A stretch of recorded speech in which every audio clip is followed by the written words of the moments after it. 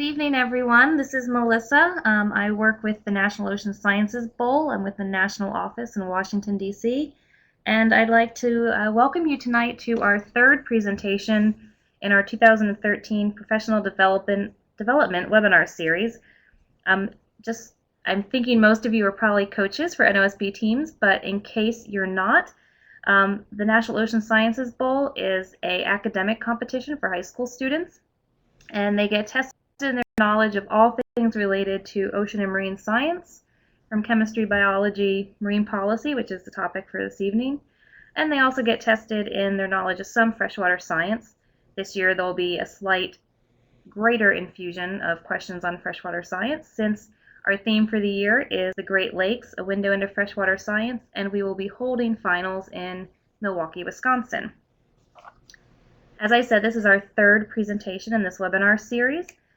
If you did not get to watch the first two webinars, we do have the recordings available online at our webinar site. Feel free to go watch them and to use them to practice for your regional competitions. With all of our webinars, we have a pretty simple agenda. We're going to have our speaker tonight present for about an hour on the topic, and then we're going to have a 30-minute question and answer session. So on your Adobe Connect screen that you're all looking at, you'll see that there is a Q&A box in the lower right-hand corner. That is where you can type in a question at any point during the evening that you have for the presenter. We'll let him go through his entire presentation, and at the end, I will read the questions that you've typed in aloud to our presenter, and he will provide the responses back to you. I just want to remind you that you are all on mute. Even though you have the opportunity to have a webcam or a microphone this evening, we're going to keep you all on mute simply so that there isn't any background noise while our presenter is speaking, and also so that it's a little easier for everyone to hear when it does come time for the question and answer session. Again, please use the Q&A box to submit any questions. If you would also like to provide any feedback for the presenter or the national office on the presentation, you can also type that into the Q&A box. Also, on our website for the webinar series, if you just go to our homepage, you'll see a link for it. We also have a comment box on each presenter's page. You can also type questions in there if you happen to think of one, say tomorrow, after the presentation is over with, and we'll try to get the answer posted for you as quickly as possible. So tonight, I'm happy to introduce Peter McAvoy. He is with the University of Wisconsin-Milwaukee. As with our previous presenters, he's also with the School of Freshwater Sciences. And he is going to be presenting tonight on water policy issues with the Great Lakes, specifically the Great Lakes Compact, which he has had a big role in.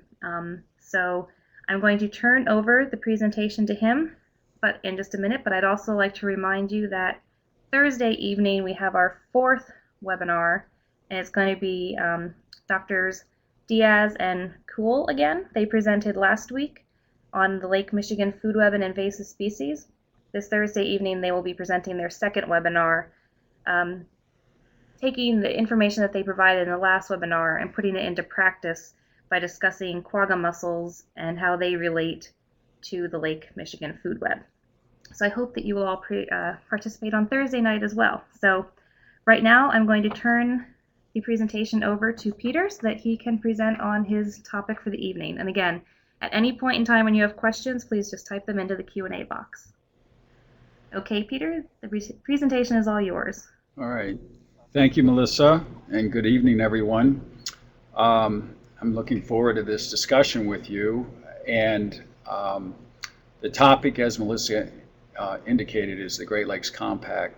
And I want to talk about why that's important, why it is important, and what it does, how it actually will operate as it's being implemented.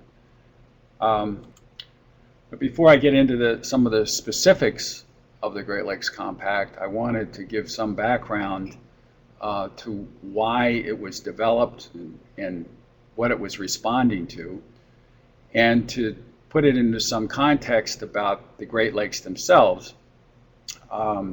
This slide is showing obviously a picture of the Great Lakes from a satellite, And they're one of the greatest natural resources in the world. They're world-class resources, and there's nothing really that rivals them in terms of fresh water in the world. The lakes themselves are very large. They cover 95,000 square miles, and they represent 18% of the world's surface fresh water and 90% of the U.S. surface fresh water. So they are wonderful resources, and the size and the scale of them are really quite substantial.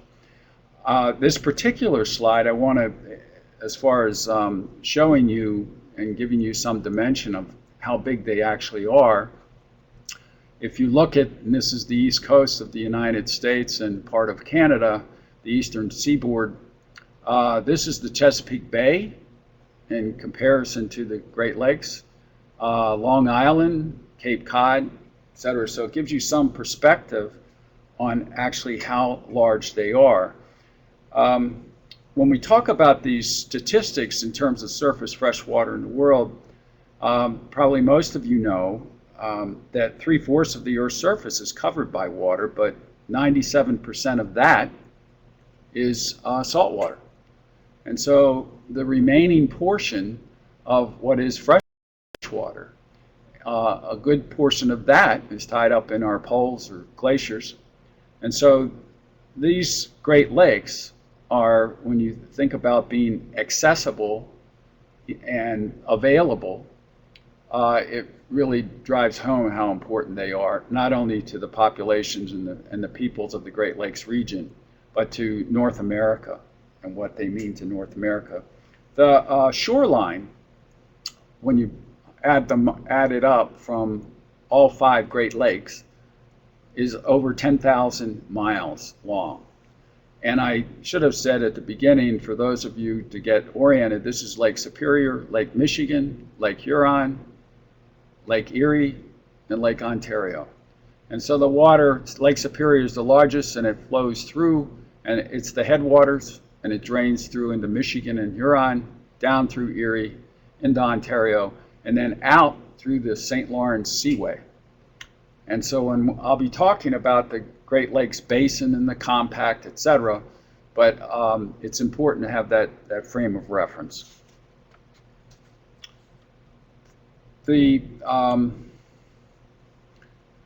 Some of the other additional background to this is that 40 million people get their drinking water from the Great Lakes, and that number is actually increasing.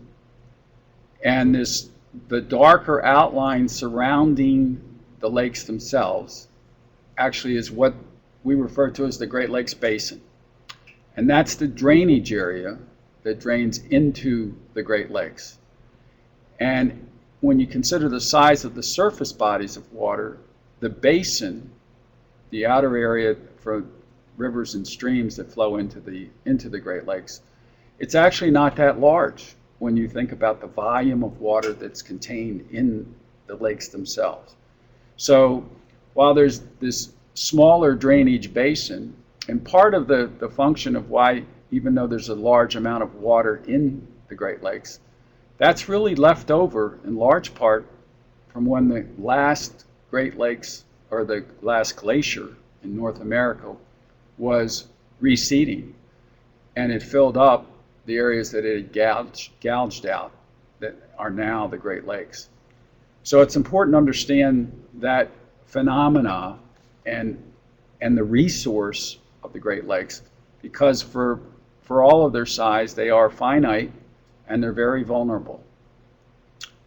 There are some very significant threats to the Great Lakes that have been around with us for some time, and they also have given rise to the impetus for why we went ahead and ultimately developed this Great Lakes Compact. Over the years, we have provided a number of insults, if you will, to the Great Lakes through pollution, through direct sources and non-point runoff, runoff from our agricultural fields, from industry, from business, through air pollution, air emissions.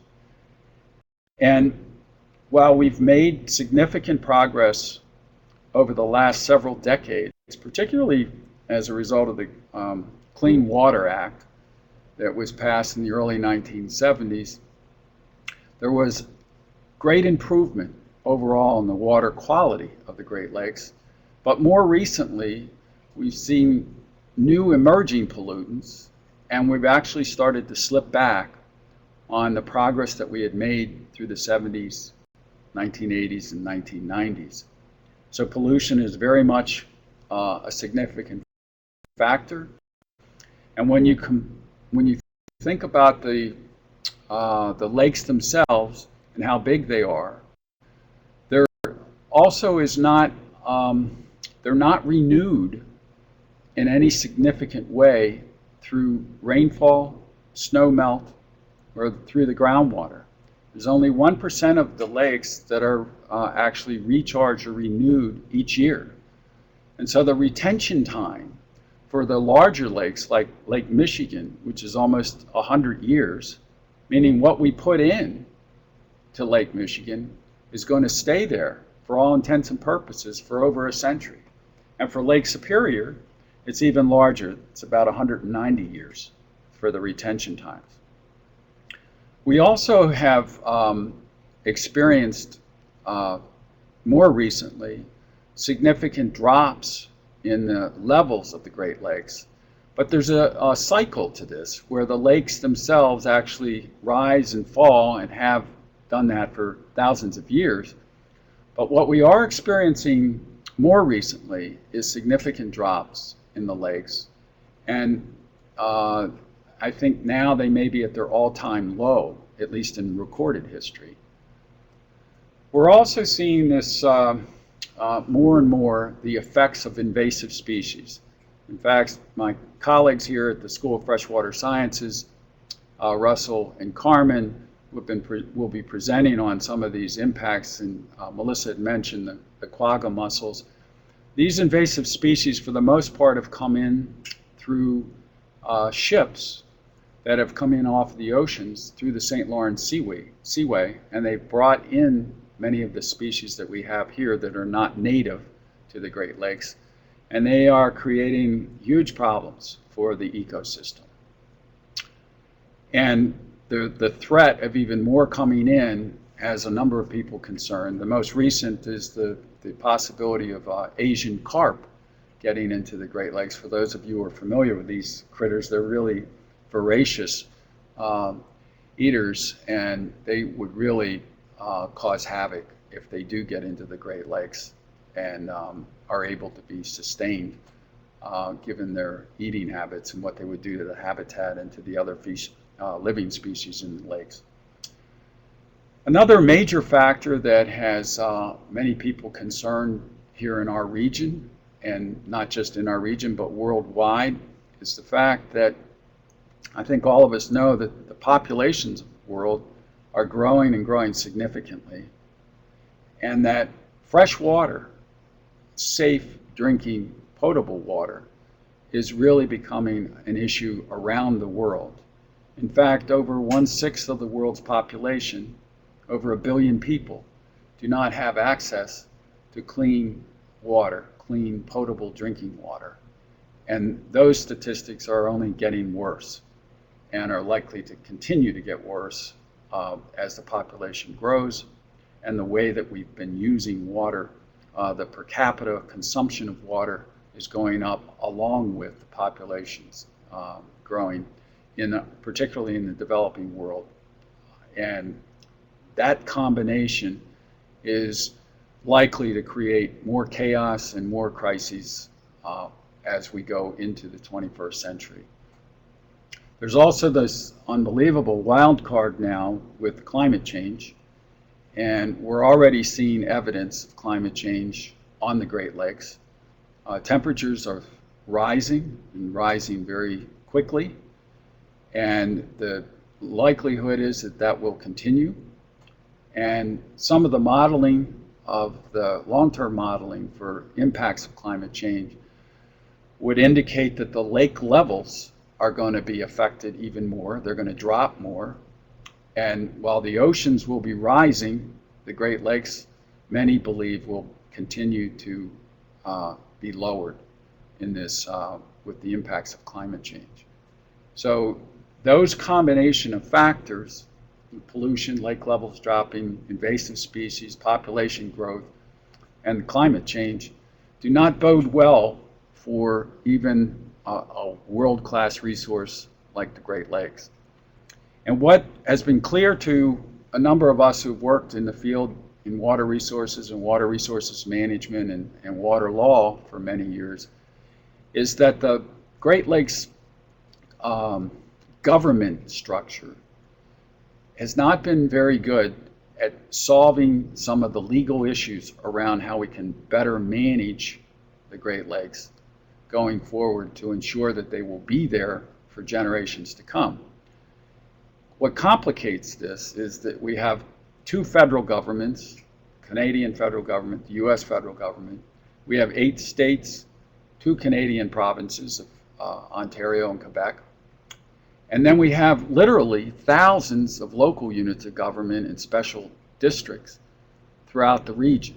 So trying to pull the governments together to have some unified management strategy that would be effective and enforceable has been a real problem over the years in terms of the Great Lakes. In earlier decades, going back even before the 1980s, there were efforts made to try and develop a strategy that the Great Lakes states and the provinces could agree on. And one of the notable ones was that came about was when the governors of the 8 states and the premiers from Ontario and Quebec got together in the early 80s and began developing what eventually turned out as the Great Lakes Charter.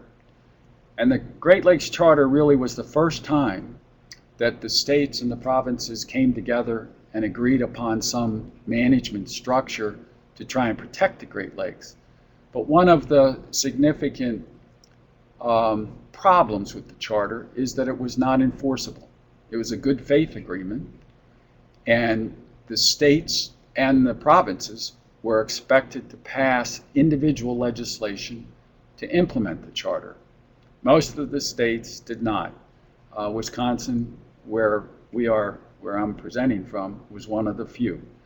So we continue to have these gaps in enforcement.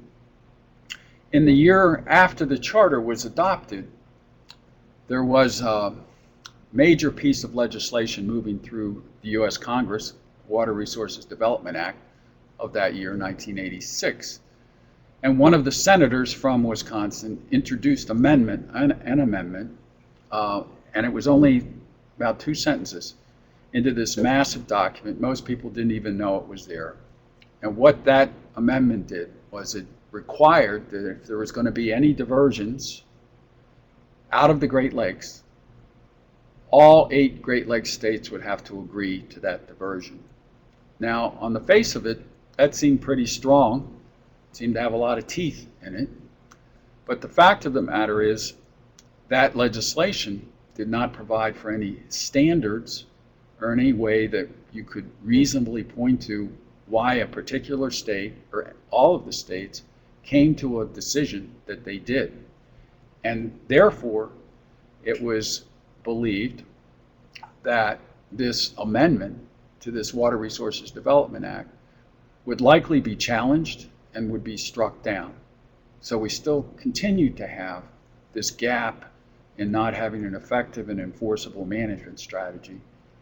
And as we got further into the 1990s, there was a group that came together, and this was a rather innovative idea. It was called the NOVA Group, and they actually operated out of the province of Ontario. And they were bringing in tankers and filling these tankers up, ocean-going tankers, with water from the Great Lakes, and then shipping the water over to Asia. And it says something about water scarcity and how important fresh water is obviously to all of us as living beings, that you could actually make a profit out of bringing these ships in, filling them up with water, and then transporting them thousands of miles to the other side of the world and make a profit off of that and selling the water.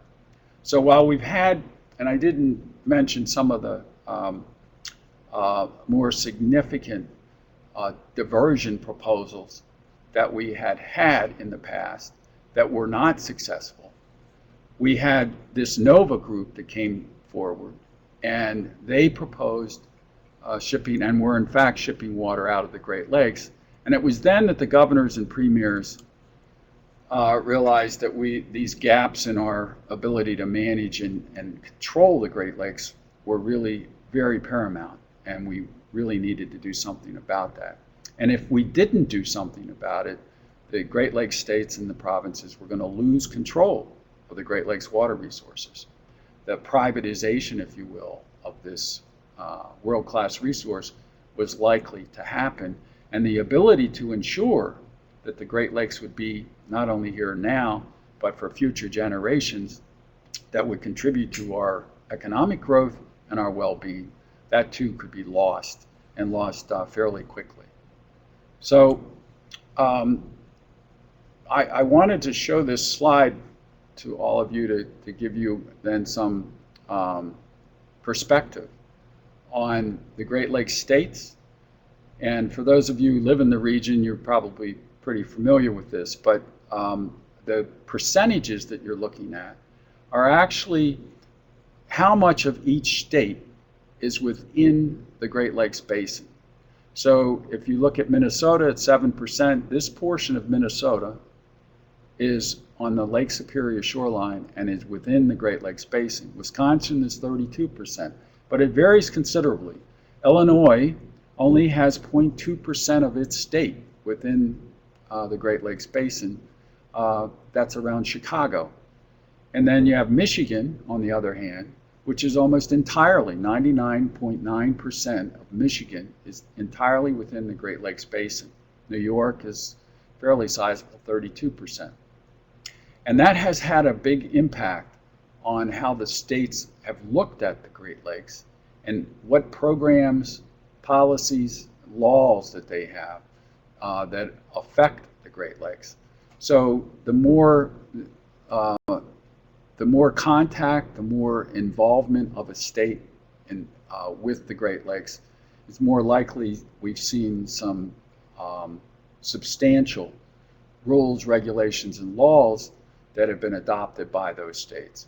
But it's not an even process. It's not very uniform in how we've looked at the Great Lakes states. And then while I've talked about the Canadian provinces, sometimes, and rightly so, those of us who live on this side of the border, the United States, oftentimes we talk about the Great Lakes as if there wasn't a Canada and there weren't Canadian provinces, but in fact, they have a lot of say and they have a lot of control, and they actually have a good portion of Lake Superior, which is in Ontario. Huron, Erie, and Ontario all are within the province of Ontario, and the St. Lawrence Seaway, the St. Lawrence River, also flows through Quebec. The only lake, Great Lake, that's not does not share a border with Canada is Lake Michigan, but Lake Michigan is tied to Lake Huron, and so anything that we do in Lake Michigan arguably will also affect not only Lake Huron but the lower lakes, Erie and Ontario. So Canada for a long time has made these points about if we're doing anything on the Great Lakes, we really very much need them at the table to be active partners and collaborators on whatever we're proposing for the Great Lakes. But it makes for an interesting process to not only get the 8 states to agree on something, but to get the Canadian provinces to be part of that.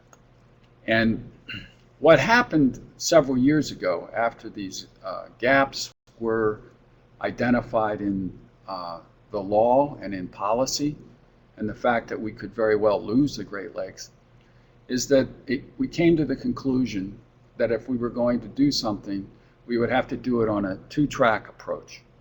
And so what happened was we began developing two different agreements.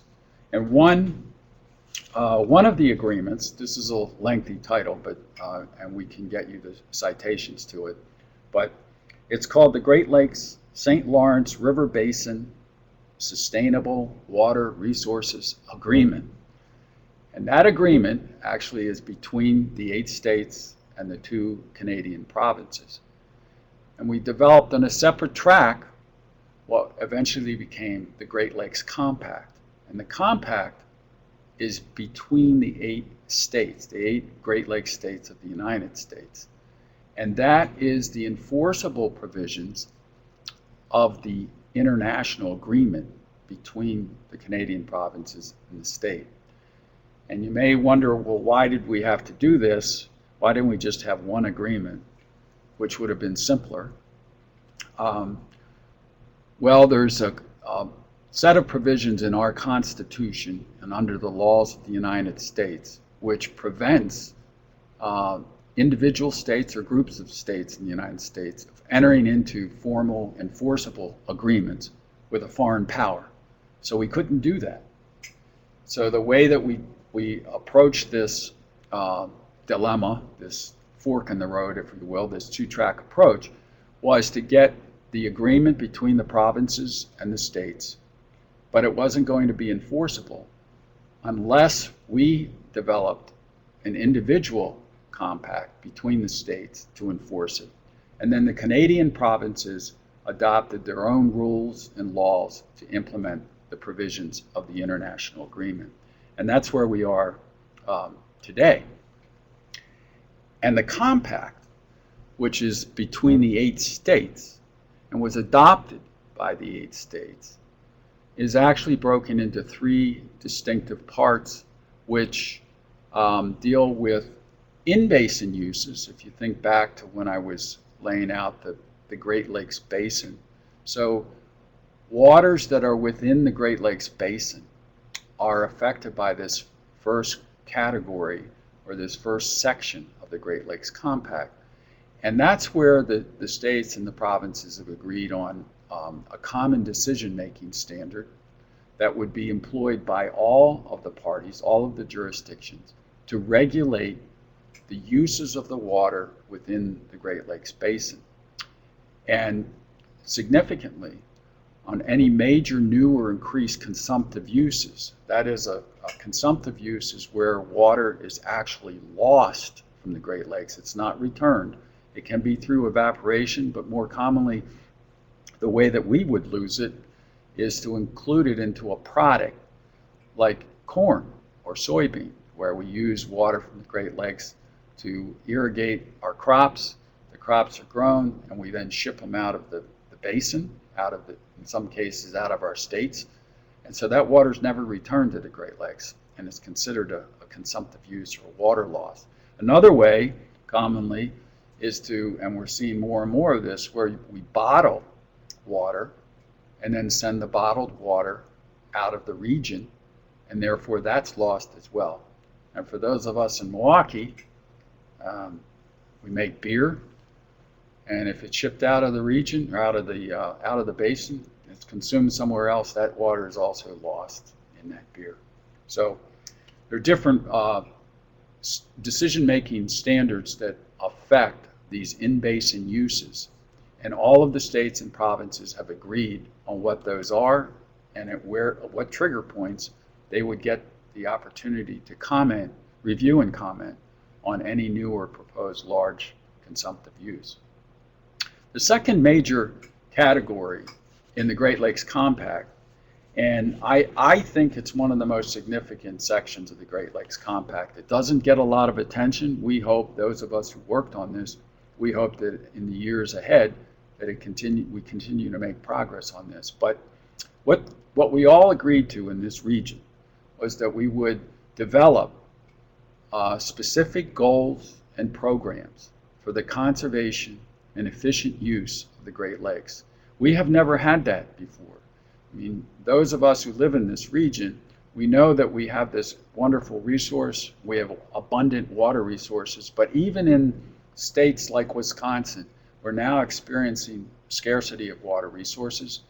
And the drafters of the compact and the international agreement recognize that we have to put in place water conservation measures that really mean something, that are really having an impact, and that we will also put in place and are committed to actually developing information and data. This is where the science comes into this, of what we're doing with the water, what impacts we're having, and to actually do it in a uniform way. Here we are in 2013, and there is no uniform reporting system on water use within the 8 states and within the Canadian provinces.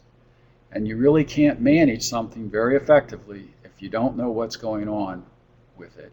And in the case of water resources and in a complex and complicated system like the Great Lakes, we really need to get a handle on that. So the states and the provinces have agreed on a uniform reporting system, and that reporting system will be reviewed every 5 years on what is actually happening to the Great Lakes, what's happening to the water quantity, water quality, but importantly, how we're using the water and how we're conserving it and what difference it's making as we go forward. The third section of the Great Lakes Compact is actually what gets a lot of attention, and it has resulted in setting up a set of requirements that would affect diversions. And a diversion is where you move water out of the Great Lakes, out of the Great Lakes Basin, and transfer to another watershed, to another basin.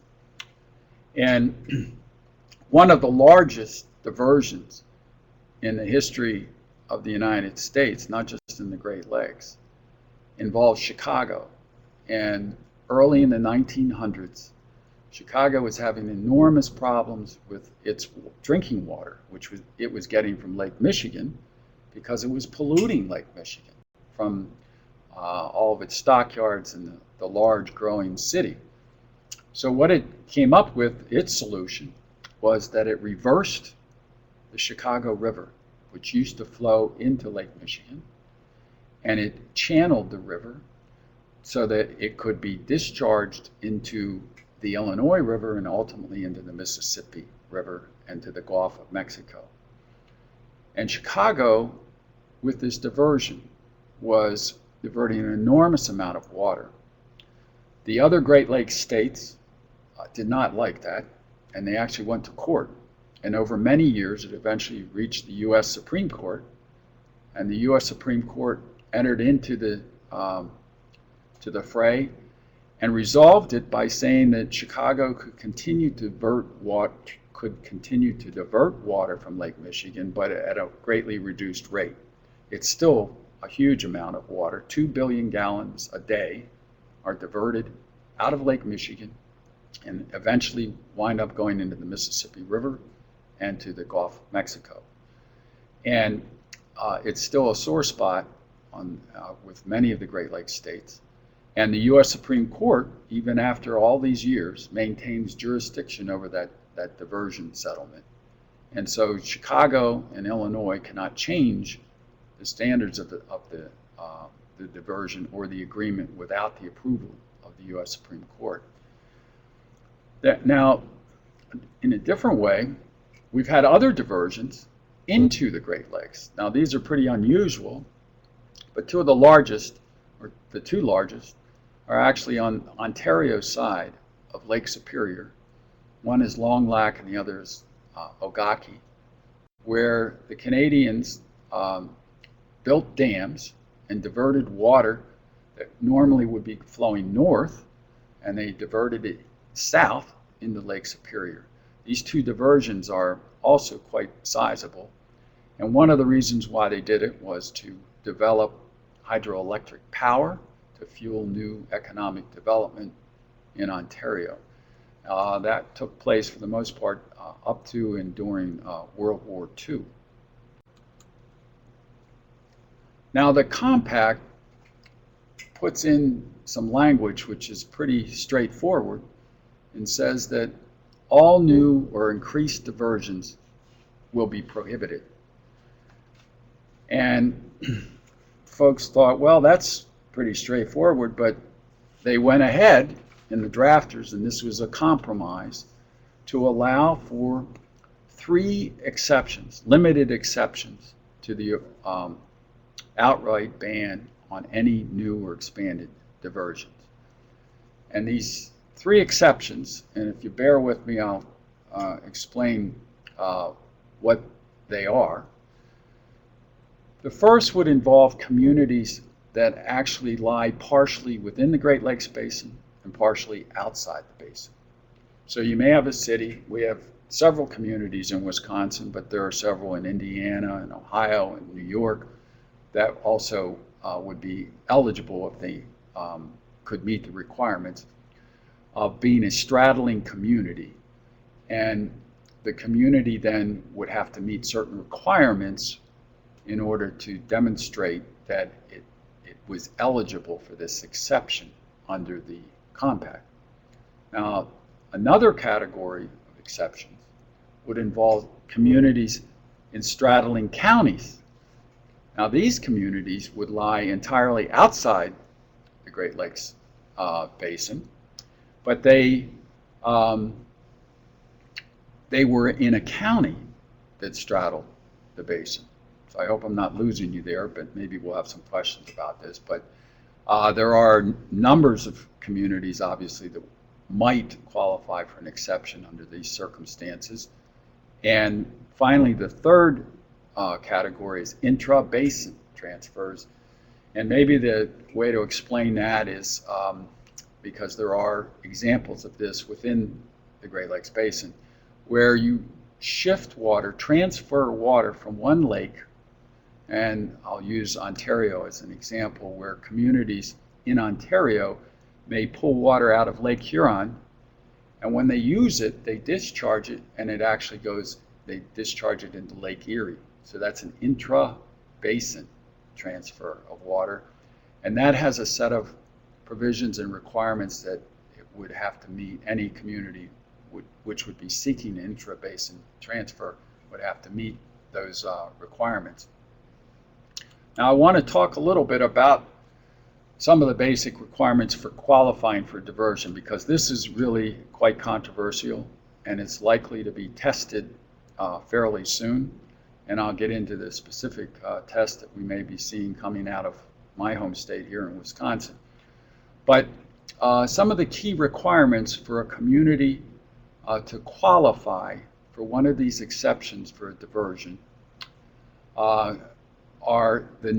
you have to demonstrate the need for the diversion, that it cannot be reasonably avoided through conservation practices, that there's no water supply alternative available to that community short of going and getting a diversion from one of the Great Lakes. Another requirement involves the amount of water that would be diverted. That is, what the request would be and on what basis and how much water would actually be considered reasonable for the diversion. So there's a set of requirements associated with determining the amount of water that could reasonably be diverted.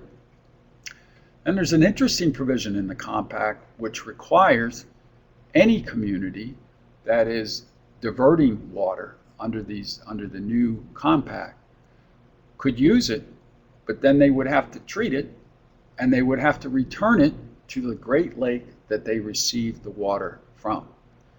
And this is going to prove to be pretty interesting in how this particular set of provisions around return flow is actually implemented if in fact we get that far and there's a request for a diversion. Some of the other important provisions, along with qualifying for, in order to qualify for a diversion, would be to determine if there's any adverse impacts and whether those adverse impacts to the Great Lakes or to the natural resources that are part of the Great Lakes Basin, whether they are significant or not. And the compact requires that no diversion will be allowed if there will be significant impacts to the quantity or quality of the waters of the Great Lakes Basin. And then the two provisions which we're a long way from testing yet, but if there is a diversion requested, and if the diversion is coming from one of the states, it would come through the state, it would be advanced for a regional review. And what that means is that all of the 8 Great Lakes states and the 2 Canadian provinces have an opportunity to review what's being proposed to determine whether or not they agree with it, whether they think it's been done properly, whether there needs to be additional conditions put on it. And in the case of the a straddling community, remember that was the second exception, a community within a straddling county, they have to meet an additional requirement. They have to get the approval of all 8 Great Lakes states. If any one of the states objects, then the application is denied. So there's going to be a rigorous review.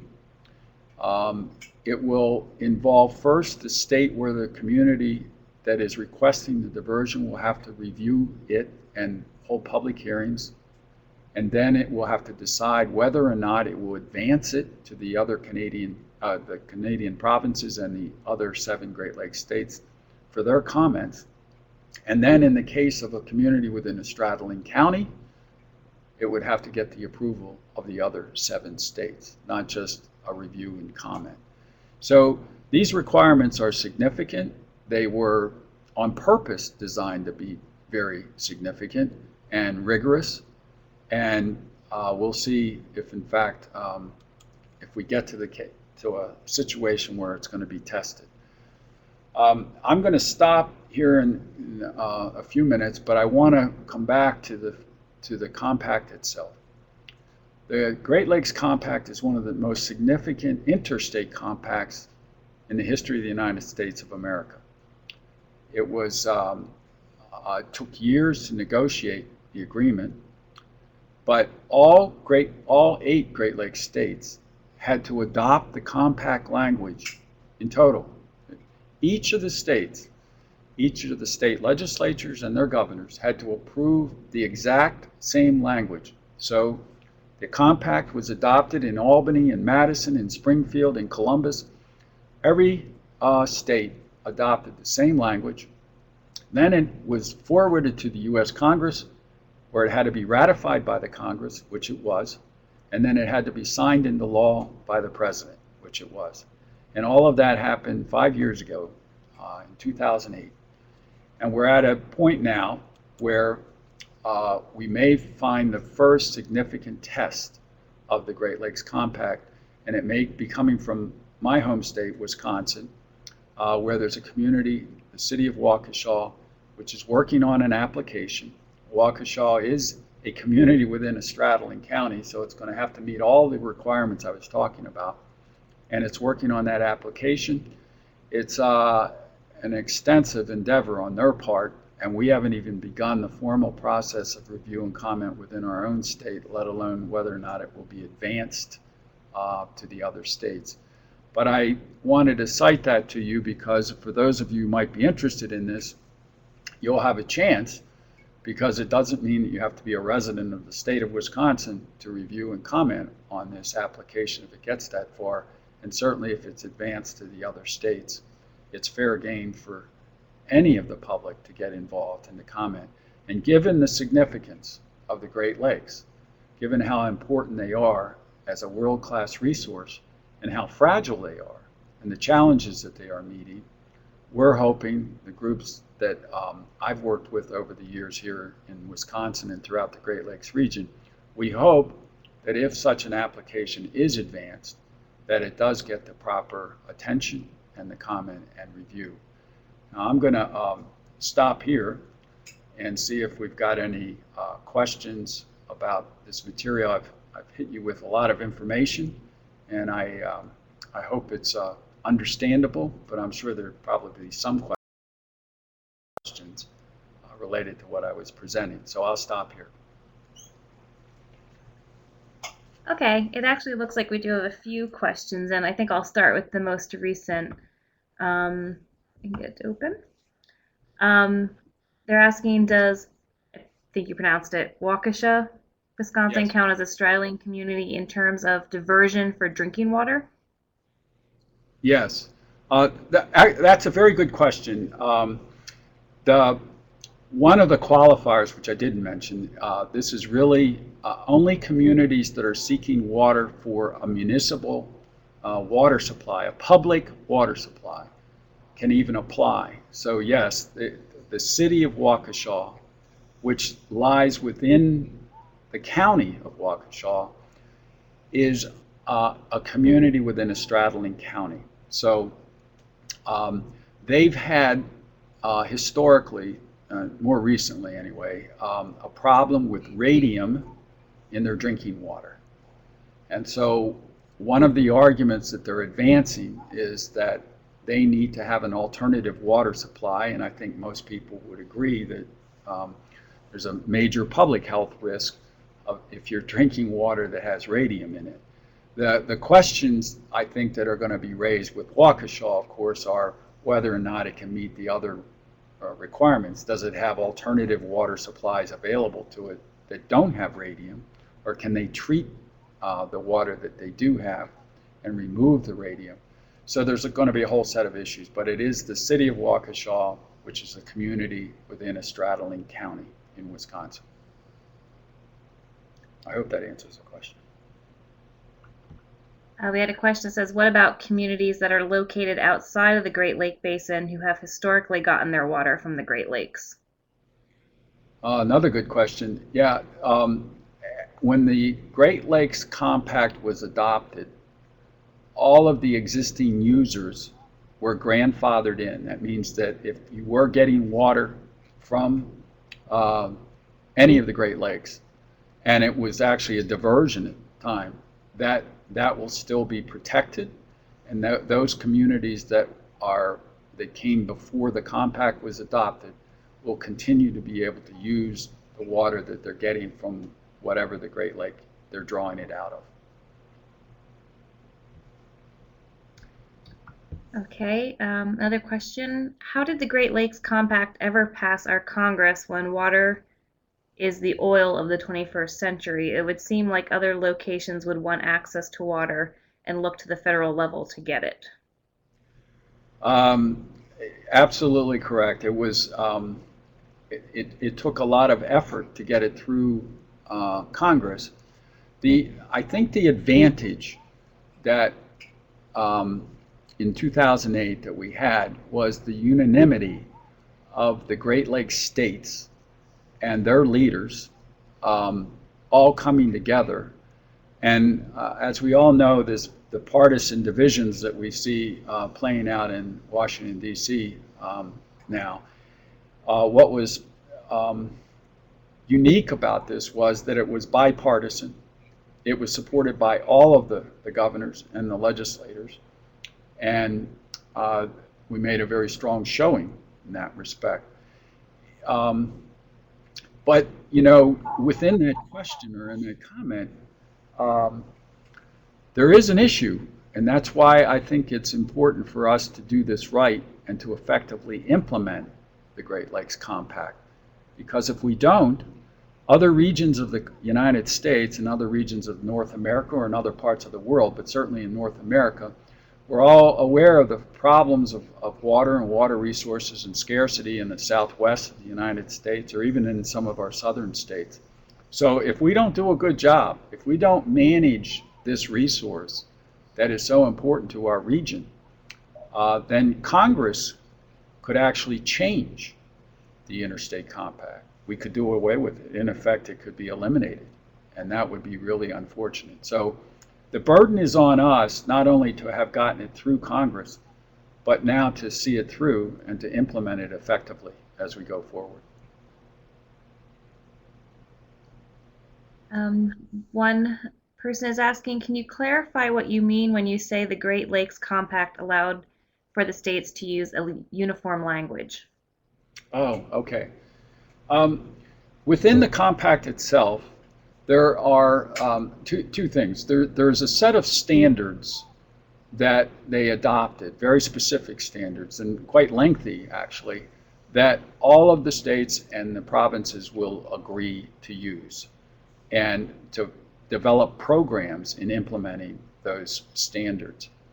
But the one part of the uniformity is, for example, we collect information here in Wisconsin about certain water uses throughout the state, not just in the Great Lakes.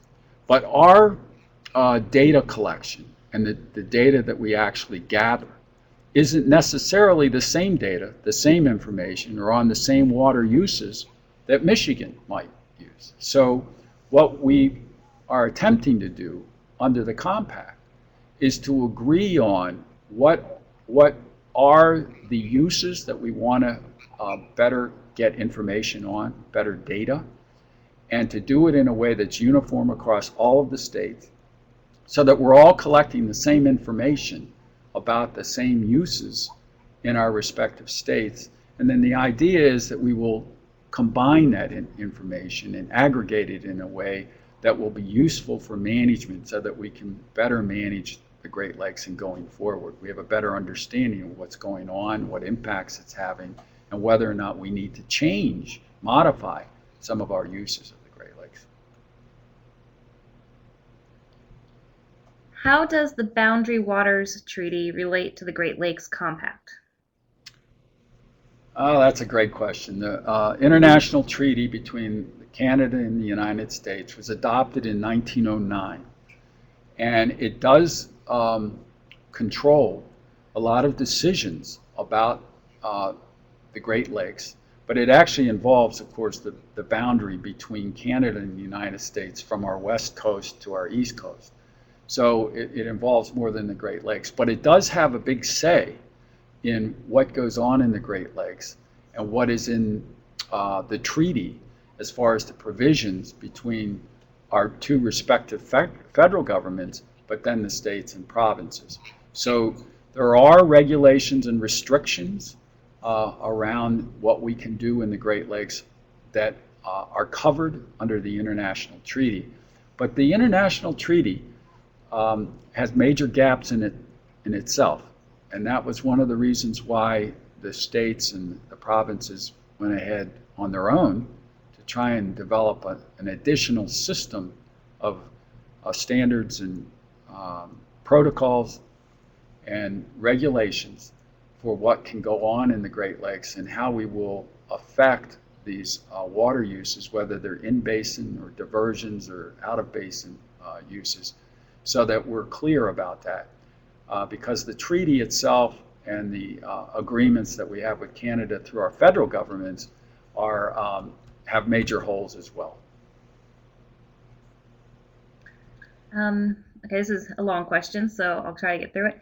If the U.S. Congress did retract and reverse support for the compact in the future, how do you think that would affect the Canadian management of the lakes? Do you think Canada would have any recourse to prevent diversions into the interior, southern, or western parts of the United States? That's a really interesting question. I have, now this is my personal view. I think that they would. Where it gets complicated, because they'd have to show or demonstrate the impact on any one of the lakes that and how it affects them, the Canadian provinces and the people who live in Canada. But let's say that they can do that, they can demonstrate that. Then what would normally happen is it would have to come through the equivalent of their State Department, through their Ministry of External Affairs.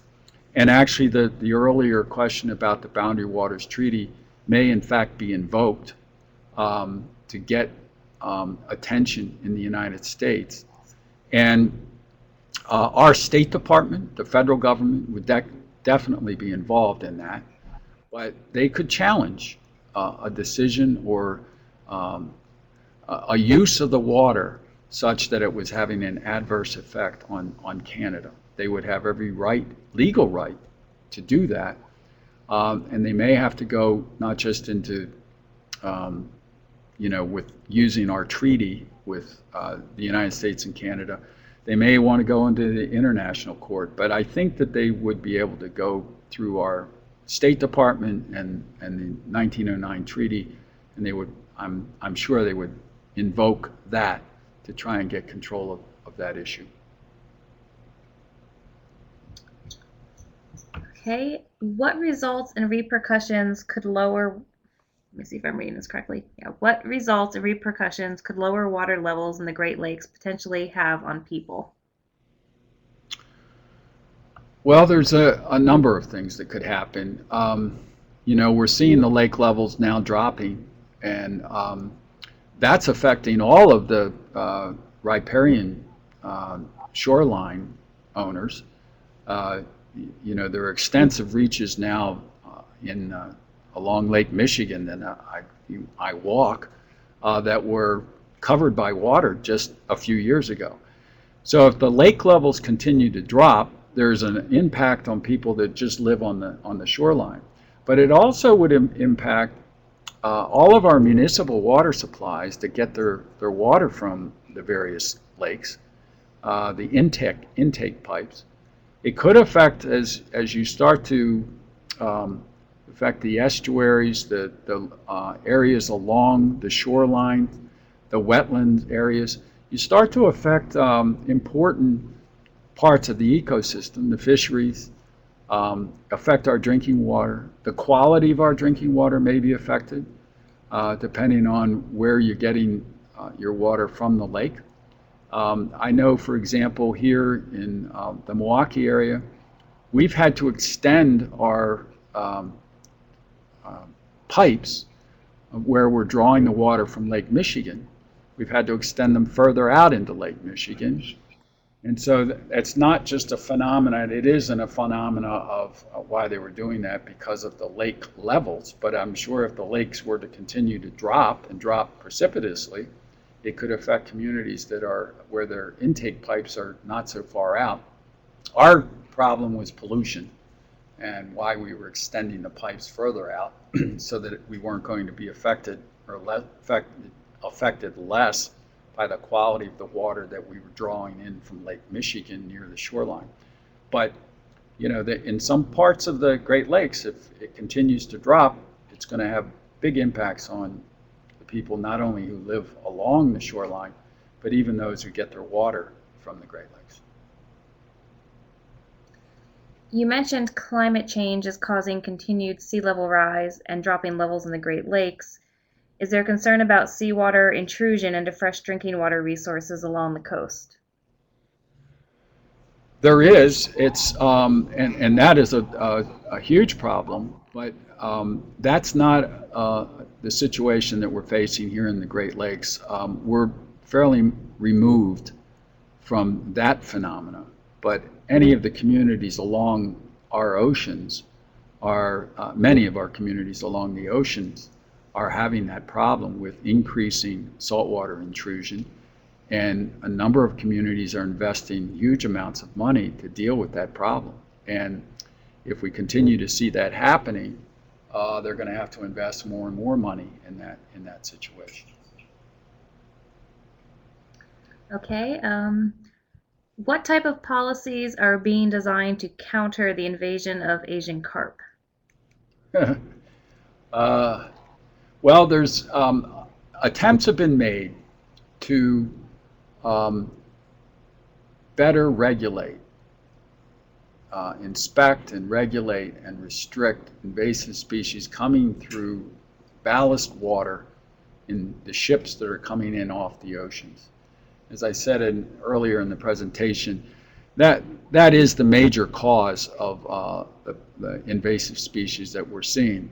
Now, the Asian carp present a different set of problems. The anticipation is, because the Asian carp are migrating up from the south in our parts of the region. And there's a great fear because the Asian carp have made it into the Illinois waterways that they may be coming up through, ironically, the diversion from Chicago, and they may use that as the pathway to get into Lake Michigan. There are other opportunities for them to get into the Great Lakes through some other waterways, but that's one of the paramount concerns. And they're trying to set up a set of restrictions, electric monitoring, and that would stop the Asian carp from migrating up into the canals that eventually could get into Chicago and then Lake Michigan. And a number of us, I think, believe that they have not been that successful. There's some fear that the Asian carp have already breached that particular entry point and have gotten into Lake Michigan. None have been found that I'm aware of in Lake Michigan. There's one instance, I think, of one being found over in Lake Erie. But it really represents a significant problem. And if that particular species were to get into the Great Lakes and be able to survive, it would really cause havoc on the ecosystem. We've seen what's happened with the sea lamprey years ago, the zebra mussels, the quagga mussels, and a lot of these other species. But the Asian carp would also be a huge, huge problem for the ecosystem if they get into the Great Lakes. Okay, we have another question about the compact. In order to solidify and fully enhance the uniformity of the Great Lakes Compact between provinces and states, is it possible to establish an international treaty that fully acknowledges, supports, and upholds the compact in its entirety? So basically, a treaty designed to protect the compact. It is. That's definitely a possibility. In fact, when folks were negotiating the compact, that was clearly an alternative, should we go that route. But the risk and the concern was that, in effect, the states and the provinces may be giving up some of their authority in order to achieve that international treaty. And it was decided that it was not only another complex step to go through, but the risks may be too high to try and gain that added protection through an international treaty, that we would we may be asking for too much or expecting too much out of that process, and we may wind up losing and losing control, maybe in more ways than we would like, to our respective federal governments. And so the thought was, let's try and see if we can do this, the arrangement that we have with the compact and then the international agreement with the Canadian provinces, and see if we can do it that way. And before we try and take on the added task of getting a new treaty or modifying the international treaty that we have with them from 1909. Can an individual state opt out of the compact? Are there, what type of commitment is there, or are there penalties? They could. A state could elect to remove itself, but it would create an unraveling of the compact. And I think there would be some pretty heavy-duty pressure put on a state that wanted to do that, and therefore threaten the overall Great Lakes by not having this governing structure in place that took years to negotiate. But it's possible. I think there would be all kinds of challenges to that, not just political pressure, but yeah, a state could elect for a reason to get out of the compact. But I'm sure they would they'd be hearing from a lot of different people if they tried to do that. By the way, before there was one other point I should have made about the Asian carp and the Chicago waterways and the canal. There is some discussion, significant discussion, about trying to separate the basins again so that there isn't a diversion that's occurring, or in the short term, at least put a land barrier between the two basins south of Chicago so that the Asian carp or other species could not come up through the waterway in case of flooding, which is one of the big concerns. But that hasn't, we haven't gotten enough support for doing something like that. It'll be very expensive. But some folks are trying to point out that the ultimate harm to the Great Lakes would be far more expensive after the fact. So it may be prudent to invest that money now and separate the two basins once again. We actually did have another question about the carp. Someone was asking if there was any research being done to look at ways to remove the carp rather than just looking at ways to stop their spread. Well, there have been attempts at doing that. I don't know of any that are even remotely been successful. And I haven't heard of any that would involve, a different species preying on them, wiping them out, or whether or not you would use some kind of chemical or something to try and eradicate them or eliminate them. Anytime you start doing that, then you raise questions about what are the impacts on other species and the waterways where you would be employing that. But I'm not aware of any techniques yet that have been developed that would stop the carp or eliminate them. Another question came in asking, did any of the research from the School of Freshwater Sciences help inform decisions regarding the compact or other policy? Yes, there have been individuals from the School of Freshwater Sciences that have been involved and were providing information, continue to provide information on what are some of the threats, what are some of the risks, and why we need to manage more effectively the Great Lakes. So there are people here at the school, in other schools within the university, both here at the University of Wisconsin-Milwaukee and in neighboring universities and the University of Wisconsin-Madison, but also around the region. But yes, there have been scientists that have been active in supporting the compact and why it was needed, and they've been very helpful in explaining what's going on in the Great Lakes and that we need to get a better handle on managing them and managing them more effectively than we have been in the past. And I think it's an example of where good science, good sound science, can drive good policy, and we need to continually make those connections wherever we can. It really helps a lot when you have very strong, very professional scientists weighing in on an issue like this or issues like this to make a more compelling case for why we should do this, because it's not easy. It's a difficult road to get something like the compact drafted up, developed, and then adopted and passed in all of the states and by Congress. So they certainly were helpful in that regard. Okay, I've read through all the questions that our participants provided, so if anyone has any more, or if you think of any, continue to type them in. I'm going to ask you one question.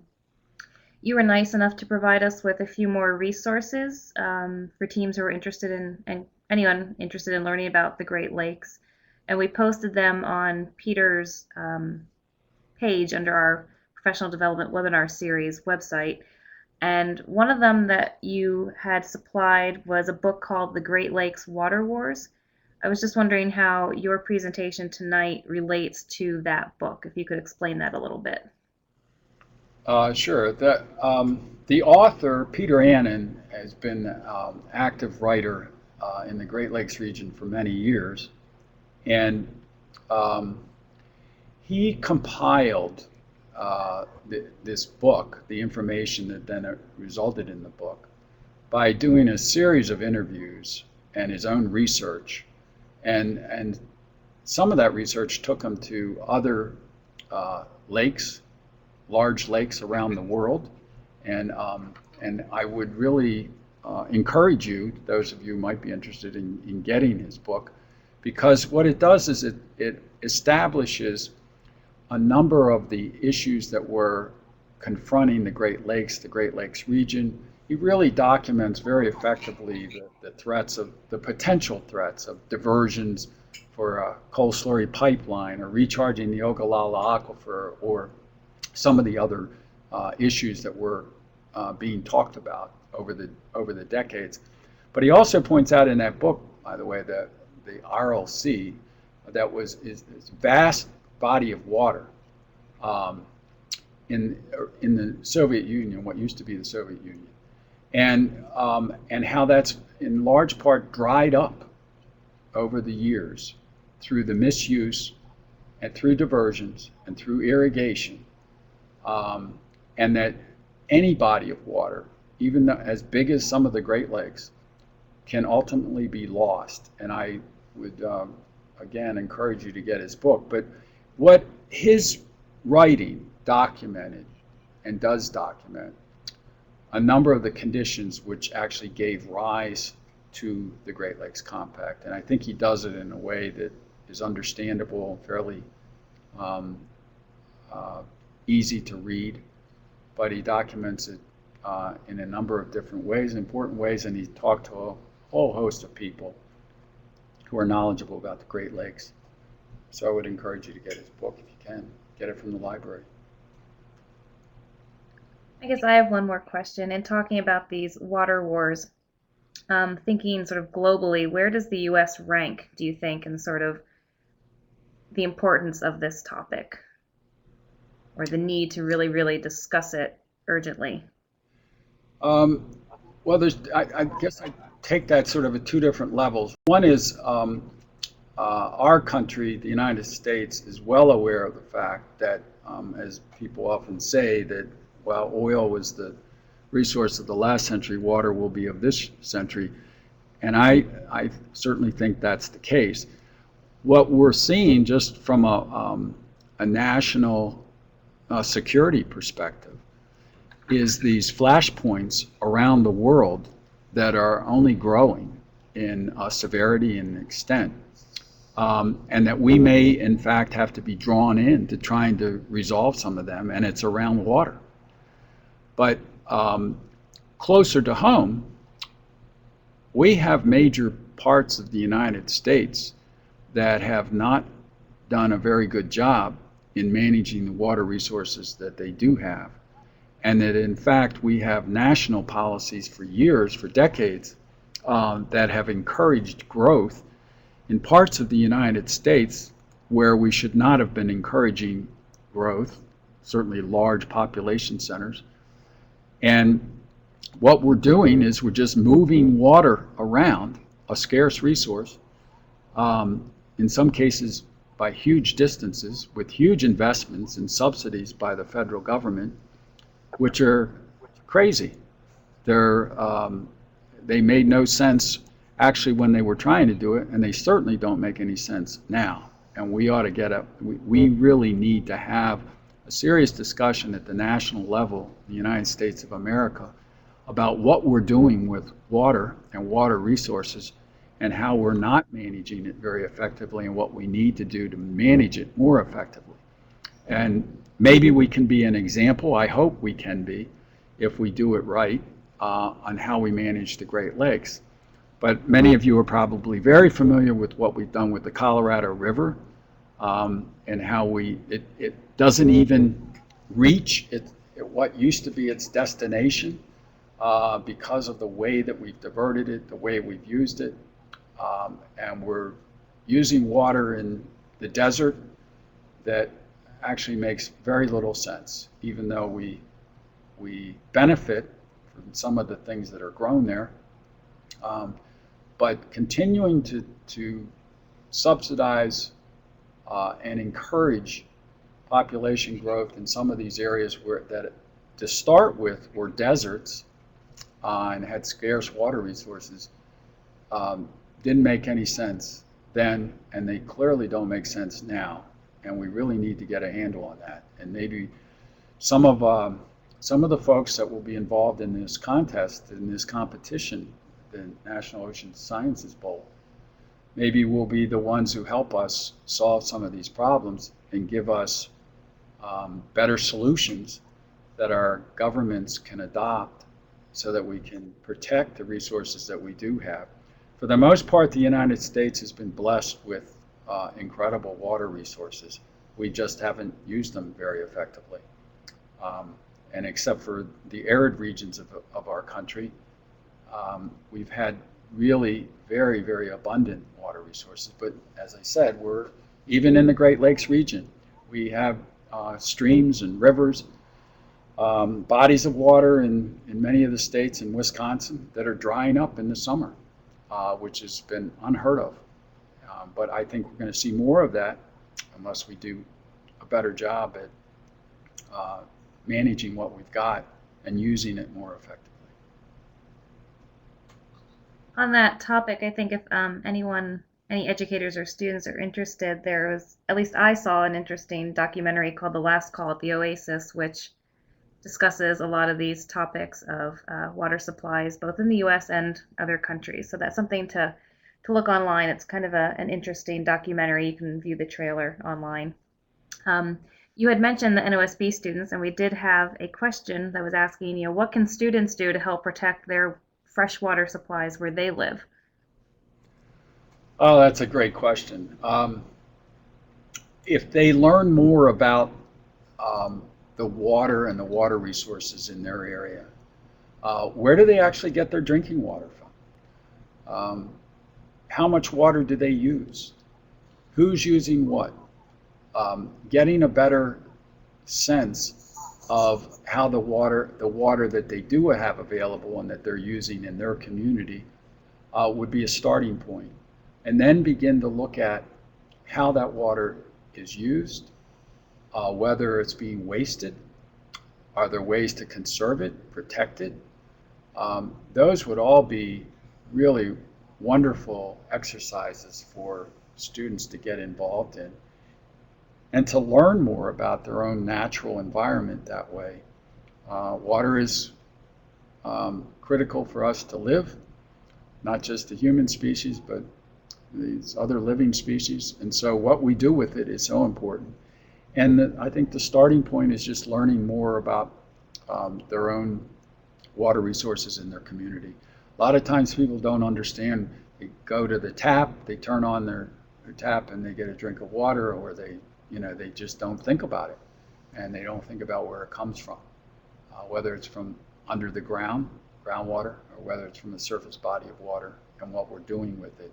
So the more that students would get actively involved in their community and understanding that, it would be great. And it's frankly, the more that they get engaged and involved that way, if they're that interested and they want to continue it, there's a great need in science to have more young people get involved to understand the water resources and water resources cycle, the hydrological cycle, the cycle of life, really. The more that we can get young people involved, the better. We need more young people engaged. Okay, it looks like we just have one last question for the evening. They're asking that in the news recently, there's been some talk of building oil shipping docks on, I think it was Lake Superior. Does the compact have any impact on the plans for something like that? Yeah. Well, if the water will be used in any way, then arguably it might be. But I think the major concern is if you're going to if we're going to construct docks and then begin shipping oil over the Great Lakes, there are major risks in doing that. And if we were ever to have an accident, and we've had accidents in the past, and they really have a incredible impact on the lake, the particular lake. It doesn't matter which one, but in case of Lake Superior, it would be particularly horrific because that's the most pristine, it's the largest, and it's the most unpolluted, if you will. And to begin shipping major oil supplies over Lake Superior, I think we need to think hard about that and the risks that are involved in that. We've lost a lot of ships, even some recently, on the Great Lakes. Storms come up all of the time. It is a major risk, and if we had a major catastrophe with a ship going down with all of its cargo being oil, it would have an immense, enormous impact on that lake, and then the lakes probably even below, but certainly on all of the life within, or a good portion of the life and species in Lake Superior. So I know there's been that proposal. I hope that our elected leaders and our communities get actively involved, in really discussing what the impacts of that might be. Okay, so I think that was our last question for the evening. So first, I'd like to thank all of you who participated this evening in our webinar, especially those who typed in some questions. Thank you. And I'd really like to thank Peter. I know this is an interesting topic, something that both the educators and the students, like you said, may not necessarily think of where their freshwater supply comes from. And it's interesting to get a sort of policy aspect to the Great Lakes rather than just the biology and so the geology that we got in the past webinars. So thank you very much for presenting this evening. Well, thank you. I've enjoyed it. And picking up on an earlier point you made, if people do have additional questions and I can help in responding, I certainly would. Okay, and as I said earlier, there is a place, if you go to the NOSB.org website, we have a professional development webinar series page, and each individual presenter has their own page. If you click on Peter's page, you can certainly type in a comment or a question, and we will try to get an answer from him. I also mentioned earlier that he provided us with a few different resources that he thought would be of interest to either just educators or the NOSB teams if they want to learn more about the Great Lakes. It's not necessarily all policy related, but just the Great Lakes in general. Just also a reminder that we will be posting the recording of this webinar on his page tomorrow. So please feel free to share it with your students or others who you think would benefit from watching it. And lastly, Thursday night is our final presentation in the 2013 webinar series. And as I said earlier, we're going to have Dr. Carmen Aguilar and Dr. Russell Kuhl, who presented last week. They're going to be presenting the second part of their food web and invasive species presentation. And you will want to go to our webinar series page. They have a paper that they're going to be presenting. So they would like everyone who's going to participate in that webinar to read the paper ahead of time. They said not to worry, it's not too technical or scientific, it's a review type of paper, but they're going to be discussing, it's a paper that they wrote, and they're going to be discussing it as part of their webinar, and that one they particularly want lots of questions from those who have read the paper. So thanks again everyone for participating this evening, and thank you again Peter. We hope that you'll participate Thursday evening as well. All right, thank you. Good night everybody. Good night.